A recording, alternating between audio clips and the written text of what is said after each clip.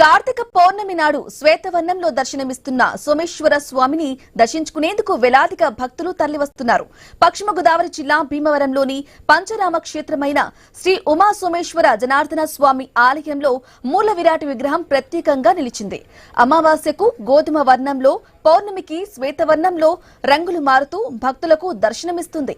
ఈ శివలింగాన్ని చంద్రుడు ప్రతిష్ఠించాడని, అందుకే చంద్రుడు ఏ విధంగా అయితే అమావాస్య నుంచి పౌర్ణమి వరకు రూపాంతరం చెందుతూ ఉంటారో అదే విధంగా ఇక్కడ శివలింగం కూడా రంగు మారుతూ ఉంటుందని భక్తుల నమ్మకం. ఇది దైవ మహిమే అంటూ ఆలయ అర్చకులు చెబుతున్నారు. వేలాది భక్తులు ఈ శివలింగాన్ని దర్శించుకుంటున్నారు. సందర్భంగా స్వామివారు అత్యంత వైభవంగా దేదీప్యమానంగా స్వామి విరాజిల్లుతున్నారు.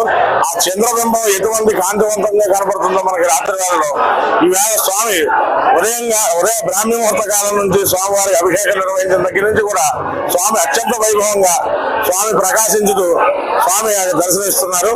అలాగే ఈ రోజు ఈ దీపారాధన కార్యక్రమం అంటే 360 ఒత్తులు వెలిగించడం వల్ల అంటే ఒక సంవత్సర కాలం పాటు మన నిత్య జ్యోతి వెలిగించినంత పుణ్యఫలం దక్కుతుంది.